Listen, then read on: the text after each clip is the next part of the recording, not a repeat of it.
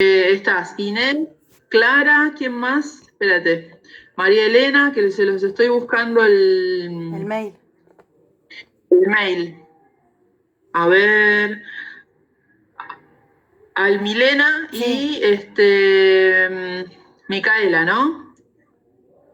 Micaela Arnao. ¿Y alguien más? ¿Los tengo de ustedes? Y Daniela, que está cursando, está observando otra clase. Ah, Después Daniela no sé, Pablo Vigiano. también, ¿no? Sí, Inés, ¿y alguien más? Pablo. Candela. Ah, Candela, claro. Sofía. Candela. Candela Susan. Sí.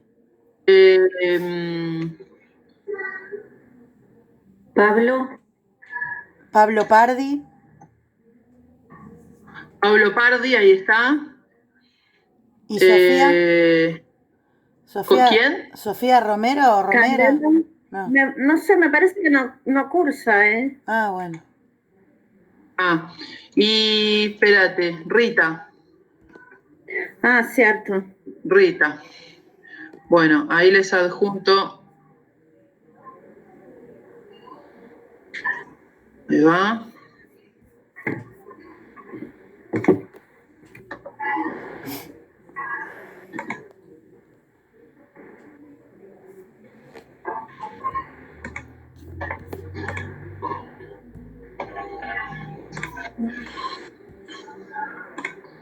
Ya les tendría que estar llegando.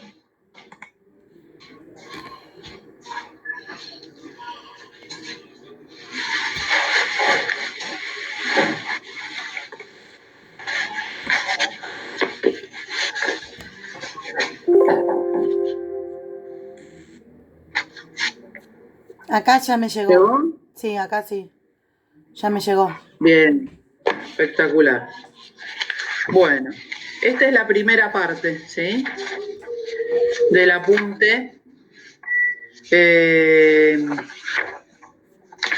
Para que tengan esta primera parte.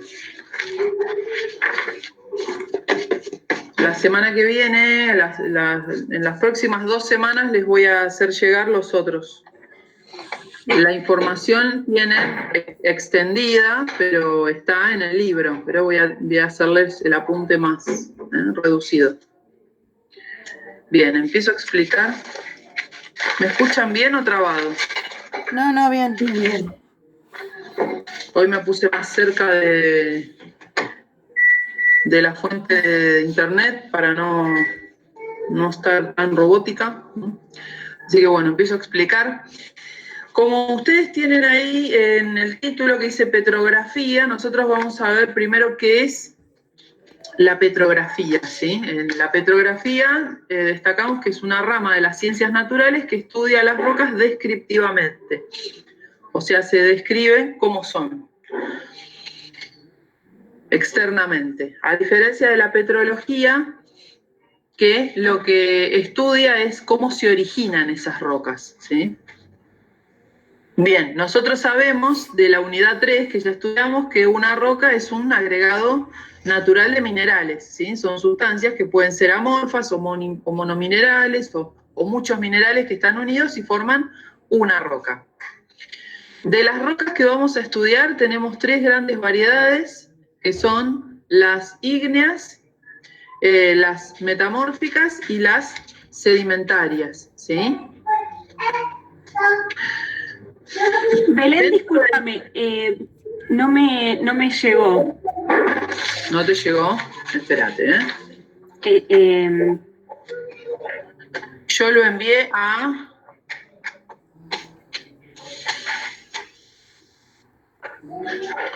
a ver, Clara de Moli. Sí. Tengo a clara.demoli con doble L @bue.edu.ar. Sí, pero no me llegó. Fíjate si no está en spam o algo de eso. A ver. Dale, sí, me lo mandaste ahí, bueno, ahora me fijo. Porque tardé un poquitito, ¿no? Quizás. Sí, no hay problema, si no, después de última te digo que me lo Bien. envíes.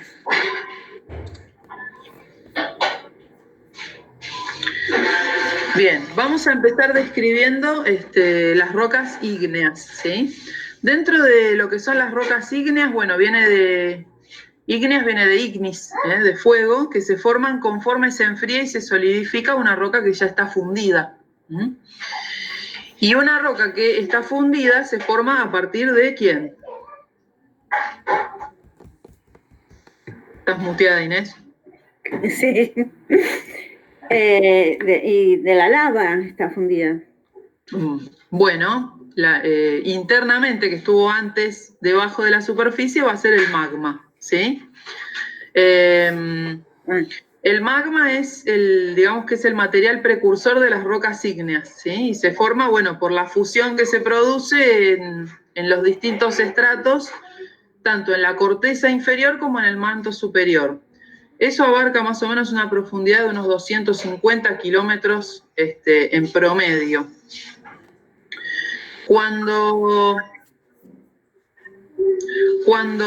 un sector de magma empieza a salir por algún sitio hacia la corteza, todo ese cuerpo de magma empieza a ascender por flotación. ¿Por qué empieza a ascender por flotación? Porque es menos denso. ¿Y por qué el magma es menos denso que la roca que está fundida? Bueno, esto es la teoría cinético-molecular, ¿se acuerdan? El calor hace que las partículas, o sea, todas las moléculas se agiten, ¿sí? Al agitarse chocan unas con otras. Al haber más temperatura y chocan más rápido unas con otras, se mueven más rápido, ocupan más lugar. Al ocupar más lugar, ocupa mayor volumen. Eso trasladado a toda una masa de roca fundida, tiene mayor volumen. Entonces, una misma cantidad ocupa más espacio, quiere decir que en un mismo espacio hay menos roca, por lo tanto es más liviano. Entonces quiere decir que el magma fundido es más liviano que la roca que está sólida. Por eso empieza a ascender. ¿Por dónde asciende? Bueno, puede ascender por volcanes, por lugares en donde haya dos placas tectónicas que estén trabajando, ¿sí? Por rajaduras que se produzcan por algún terremoto, por deriva, que después vamos a estudiar. Y cuando alcanza la superficie se denomina lava. Cuando el magma alcanza la superficie y ya se denomina lava, no es solamente que cambia el nombre, sino que cuando alcanza la superficie empieza a perder temperatura, empieza a desgasificarse, empieza a perder agua también. Entonces ligeramente la composición química cambia de magma a lava. ¿Bien? Sí. Espera un cachito.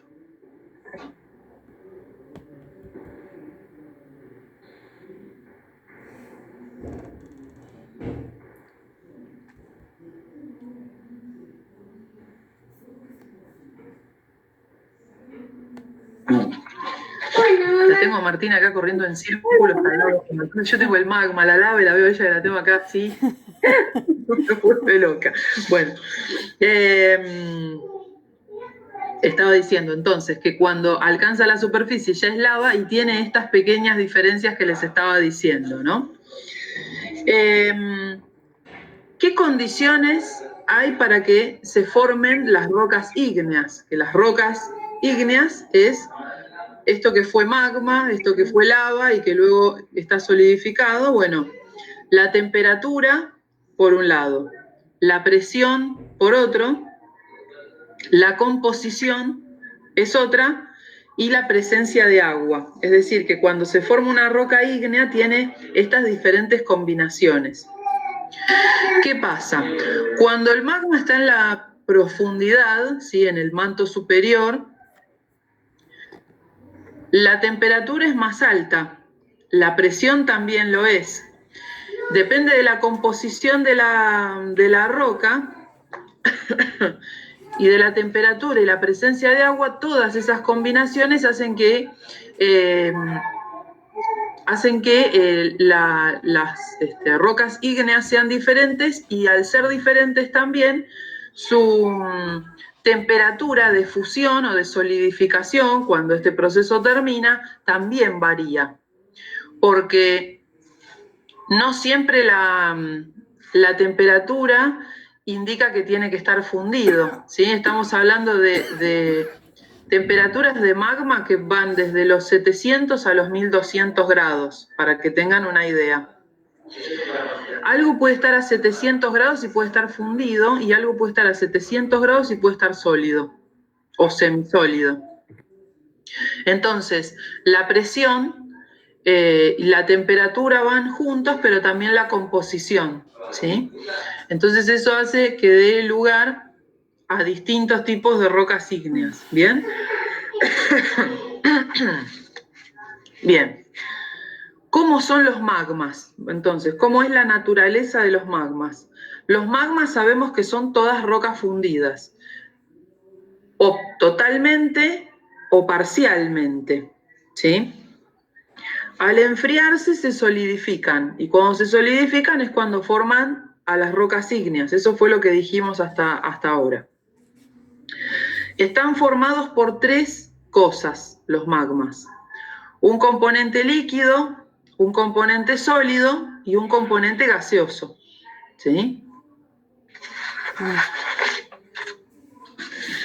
El componente líquido de los magmas siempre va a estar fundido, por eso es magma, ¿bien? Y son iones móviles, ¿sí? Que son los 8 elementos más comunes que hay en la corteza, además del sílice y el oxígeno, ¿sí? Que es lo que forma el 80% de la composición de las rocas. Tienen aluminio, bueno, potasio, calcio, sodio, hierro, magnesio. Esos son los componentes que están siempre fundidos. De los componentes sólidos, que no siempre están sólidos, ¿sí? Hay silicatos que se empiezan a cristalizar desde el magma que está fundido, y a medida que se va enfriando, los cristales van aumentando de tamaño y de número. ¿Qué sucede con esto? Cuando el magma se empieza a enfriar, las moléculas que lo componen se empiezan a aquietar, ¿sí? Empiezan a volverse cada vez más lentas. Al volverse cada vez más lentas, chocan menos, por ende ocupan menos lugar. Al ocupar menos lugar, se empiezan a contraer y a solidificar. Si ustedes piensan en el magma como una masa de roca fundida que está emergiendo, ¿sí?, de la Tierra, no va a ser la temperatura toda perfecta, toda pareja, sino que en distintos focos, en distintos lugares, a medida que va saliendo, se va enfriando. O también se puede enfriar abajo, después lo vamos a ver. Ese proceso de enfriamiento no es homogéneo o perfectamente homogéneo, sino que empieza en distintos puntos. En los puntos en donde empieza a enfriarse, se empieza a cristalizar. ¿Qué quiere decir esto? Que se empiezan a formar los cristales en el sentido en que las moléculas empiezan a unirse entre sí, a tener uniones químicas, ya sea iónicas, covalentes, las que sean. Y las moléculas, cuando se unen, ustedes saben que siempre se unen en una geometría molecular determinada, de acuerdo a los orbitales de electrones que tengan, a la electronegatividad que tengan los átomos. Por lo tanto, van teniendo una geometría tridimensional determinada, ¿sí? Esto lo vieron en química, ¿no? Bien. Las primeras que se empiezan a enfriar, empiezan a conformar los primeros cristales. Esos cristales, y alrededor de ese foco que se está enfriando, se siguen enfriando alrededor las otras, van formando los cristales más definidos adentro de esa roca que se está enfriando, ¿sí? Entonces esos cristales aumentan en número y en tamaño. Cuanto más grande es un cristal, fueron los primeros que se empezaron a solidificar, y las condiciones que tienen más continuas y estables, ¿sí? Cuanto más grandes son los cristales en una roca. Si son pequeños es porque las condiciones de enfriamiento o de solidificación son más heterogéneas. ¿Bien? ¿Se entendió hasta acá? Sí. Bien, y el último componente era el componente gaseoso, que son todas las sustancias volátiles que tiene una roca, que está fundida, ¿sí? Ustedes vieron que esos locos que se acercan a investigar los volcanes, que están yendo, vieron a lugares donde van con unos zapatos así para no quemarse y con un gancho, ¿viste? Para sacar pedazos y estudiarlos, van con máscaras, ¿sí? ¿Por qué? Porque todos los volátiles que producen son súper tóxicos, ¿bien? Entonces, ¿qué pasa? Se evaporan a la presión de la superficie. La presión de la superficie de la Tierra, por supuesto que es muchísimo menos que la presión de confinamiento. ¿Sí? Entonces esos gases que estaban súper compactados, al salir a la superficie, estos se evaporan, ¿sí? Uno de ellos es el vapor de agua. Otro es el dióxido de carbono. Otro es el dióxido de azufre, ¿sí?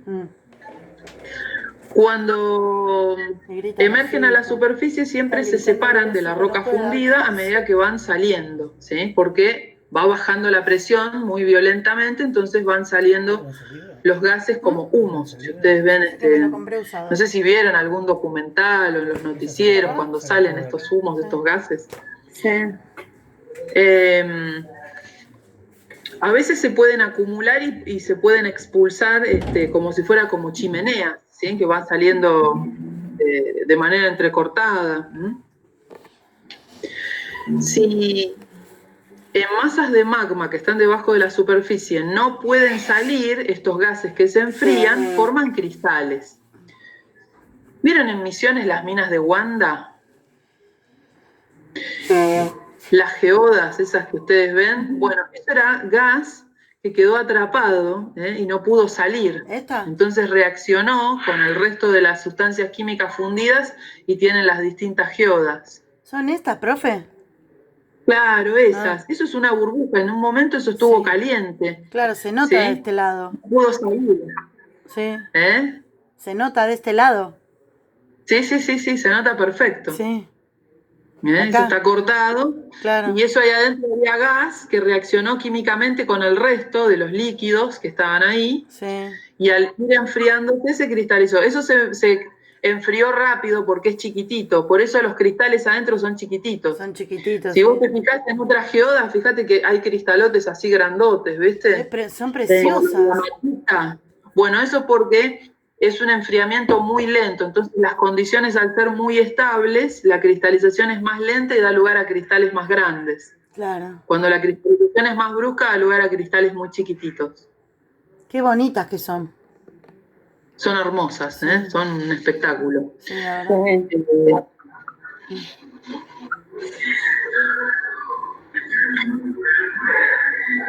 Lo que sí puede salir a la superficie es el vapor de agua, ¿sí? Lo que suele perderse es el vapor de agua, sí, pero el resto de las sustancias pueden reaccionar, depende de la sustancia química que sea fundida y da lugar a distintos componentes. ¿Bien? ¿Estamos hasta acá? Sí. ¿Todos juntos? Sí. Bueno, nosotros sabemos hasta ahora entonces que los sólidos, o sea, están compuestos por iones, que esos iones pueden disponerse de un patrón que está más o menos repetido, regular, y que tienen, si bien están en estado sólido, que algo esté en estado sólido no quiere decir que las moléculas estén completamente quietas, sino que tienen menos movimiento que las que están en estado líquido, pero se mueven las moléculas, siguen chocando, muy poquito unas con otras, pero siguen chocando. Si en la roca aumenta la temperatura, entonces dijimos que las moléculas, las partículas vibran más, entonces si es cada vez más rápido, chocan más y ocupan más espacio y se expanden, ¿no? Cuando vibran tan fuerte, tan rápido por el calor, que pierden la configuración de sus moléculas, ahí es cuando se funden, ¿sí? Cuando pierden la cercanía y la posición relativa que tenían unas con otras. Entonces ahí es cuando se funde el material, ¿bien? Y eso hace que pierda esa estructura de cristalina ordenada, repetitiva que habíamos mencionado, ¿bien? Ahora cuando se forman los cristales es cuando se enfría, cuando es el proceso contrario, ¿sí? Nada más que no es matemático este proceso, se calentó a esta temperatura, las moléculas se alejaron, se fundió, y si se vuelve a enfriar, no te queda tal cual como al principio, ¿sí? Porque en el medio tenés otras reacciones químicas, podés tener gases que se pierden, entonces cambia un poco la constitución de la roca, ¿sí? No es tan matemático, ¿sí? Lo derrito y lo vuelvo a solidificar como el chocolate, no, ¿sí? Cuando el magma se enfría, de los más abundantes que dijimos, que es el silicio y el oxígeno, se enlazan y forman moléculas que se llaman tetraedros, ¿sí? Esos son la base de los silicatos que después forman a la mayoría de las rocas a partir de magma, ¿sí? Las rocas ígneas. A partir de que se van enfriando esos tetraedros, van formando el núcleo de los cristales que se le van uniendo alrededor, ¿sí? Como dijimos. Los cristales entonces que se forman más despacio son los que tienen las caras cristalinas más definidas y las más grandes, ¿sí? A medida que esos cristales se van formando y van ocupando mucho espacio y alrededor quedan todavía sustancias en estado de solidificación, ¿sí? A paso intermedio, ocupan los espacios que están quedando libres. Y esas no forman los cristales totalmente formados, ¿sí? Porque ya no tienen más lugar. ¿Está? Inés tiene una cara que ya no quiere saber más nada. Ya sé. No, te estoy escuchando. Todavía no. Todavía no, Todavía te juro que no. ¿Qué va a hacer? Porque aparte es viernes. ¿Qué? Porque aparte es viernes. Claro, bueno, pero el lunes no tienen clases, che. Tienen pero el viernes otra vez. Yo me energizo porque me viene alegría que es viernes. ¿Viste? Pasa esto. Entonces dijimos que el proceso de enfriamiento hace que se formen los cristales y cuanto más lento los cristales más grandes, ¿sí? ¿Estamos hasta acá? Sí. Sí. Bien, entonces, dentro de los procesos ígneos que da el magma y su naturaleza, tenemos como resultados las rocas ígneas intrusivas y las rocas ígneas extrusivas, ¿sí? ¿Se acuerdan de esto? ¿Lo vieron en algún momento? ¿Secundaria, primer año? No, olvidate. Otra era geológica, no importa. No, unas eran las que salían al exterior y otras eran las que quedaban por ahí. Bien, ponele por ahí. Pero está bien. Bueno, de las rocas ígneas o las intrusivas también se las llama plutónicas, ¿sí? De esas rocas, el magma se cristaliza entonces en profundidad, ¿sí? Son de grano grueso, porque al quedar en profundidad el enfriamiento es más lento, entonces los cristales son más grandes. Y se puede ver en algunos afloramientos, por ejemplo, en Estados Unidos, en Yosemite, ¿vieron? Por el oeste, cerca de donde está Yellowstone. Ahí está, bien. Y de las rocas ígneas, las extrusivas o las volcánicas se forman cuando la lava se solidifica o cuando fragmentos volcánicos caen a la superficie de la Tierra, ¿sí? Ya no es magma, es lava porque, bueno, salió y perdió lo que dijimos antes. Estas, como se enfrían más violentamente, son de grano fino. O sea, los cristales son chiquitos. Y hay, por ejemplo, en los Andes,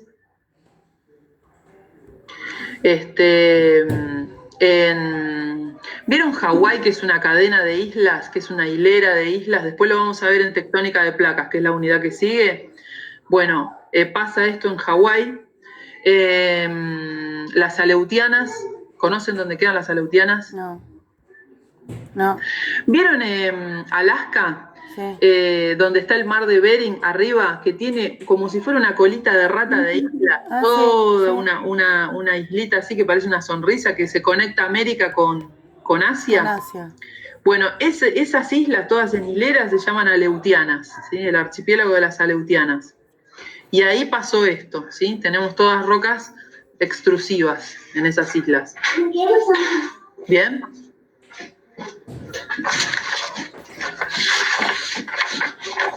¿Estamos hasta acá? Sí. Bien. De las composiciones de las rocas, ¿sí? Las composiciones de las rocas ígneas, tenemos que casi el 100%, el 98% son silicatos y que tienen los elementos que mencionamos: aluminio, hierro, magnesio, potasio, calcio, sodio. Y muy pequeñas cantidades de titanio, manganeso y de cantidades traza, o sea, mínimo de lo mínimo, casi nada, de oro, plata y de uranio.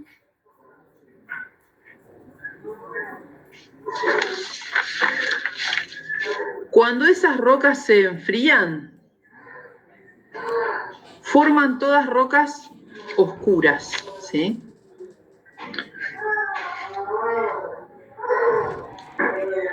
Se llaman silicatos oscuros o ferromagnesianos, porque tienen hierro y magnesio, por eso se llaman ferromagnesianos.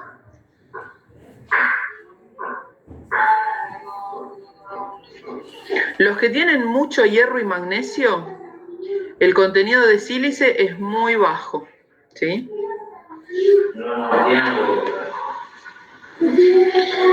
Y esto vamos a mencionar 4 ejemplos que nos van a servir para estudiar la serie de Bowen, que se llama, que son los olivinos.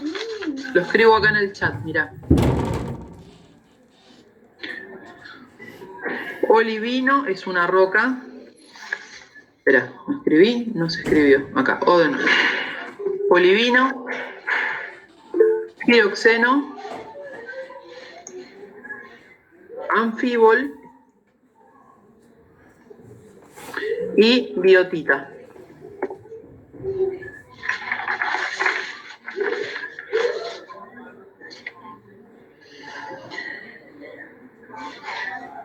Y la otra variedad de rocas ígneas son los silicatos claros o no ferromagnesianos. Antes mencionamos a los oscuros, bueno, ahora a los claros. Los silicatos claros también se los llama no ferromagnesianos. Y estos son ricos en potasio, sodio y calcio. Entonces, al no tener hierro y sílice, son claros, ¿sí? Los otros que tienen hierro son oscuros, ¿bien? Y en estos, mira, todos los que te voy a nombrar son todos claros. Uno es el cuarzo, ¿sí? La moscovita, el feldespatos varios,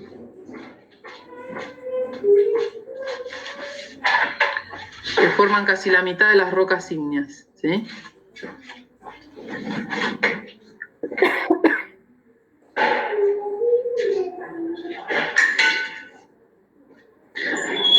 De estos grupos de rocas que les nombré claras y oscuras, no son una división tan matemática que vos decís claras y oscuras, sino que tenés dos extremos de rocas muy claras y de rocas muy oscuras, pero también tenés un intermedio, ¿sí? Y también hay un intermedio de rocas muy, muy, muy oscuras que son el basalto, que están en el fondo del océano, ¿sí? Que están cerca de las dorsales. Pero entonces, de todas estas rocas que nosotros mencionamos, los silicatos claros y los silicatos oscuros, no es una división tan perfecta. Por eso vamos a mencionar en un apartado las composiciones graníticas. Y ahí vamos a agrupar estas divisiones en 4 grandes grupos, ¿sí? La primera de estas composiciones graníticas son las rocas félsicas, así se escribe. Félsicas, ¿sí? Que por su composición dijimos que son todos los silicatos de colores claros.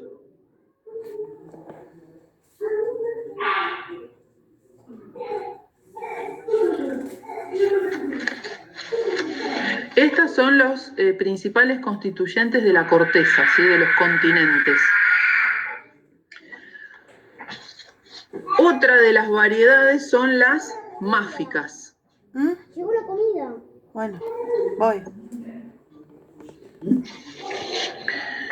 Estas rocas se las llama también de composición basáltica. ¿Por qué? Voy.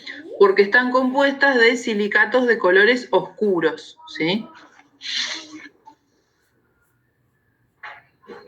Un ejemplo, que lo vamos a estudiar después,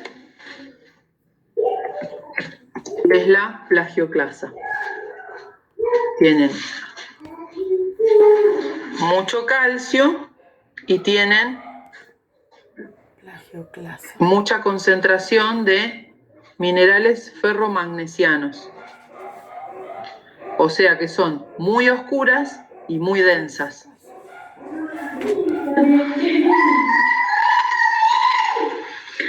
Ahora nosotros dijimos tenemos estos dos, ¿no? Opuestos. Ahora vamos a ver una que es el intermedio, ¿sí? Me encanta tu gato. Me encantan los gatos que no les importa nada y se meten. Me encanta esto de los gatos. Estas intermedias se llaman andesíticas, ¿sí? Que son intermedias.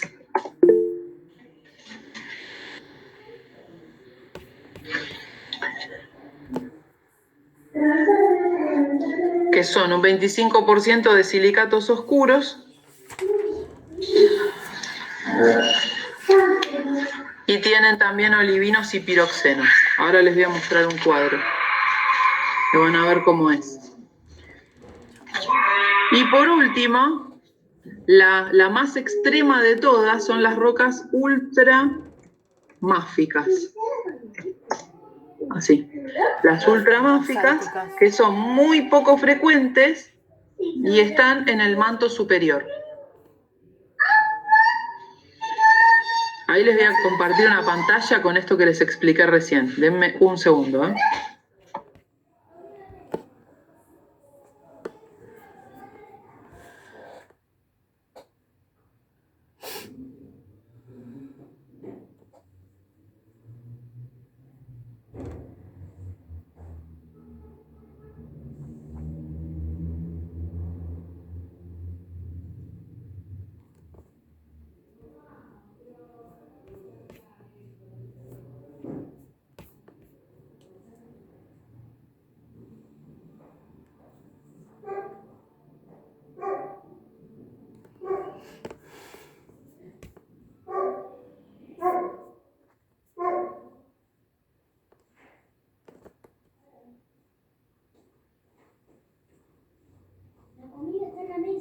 Ya voy.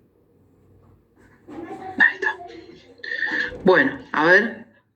Este gráfico que está acá a la derecha. Espérate, ¿eh?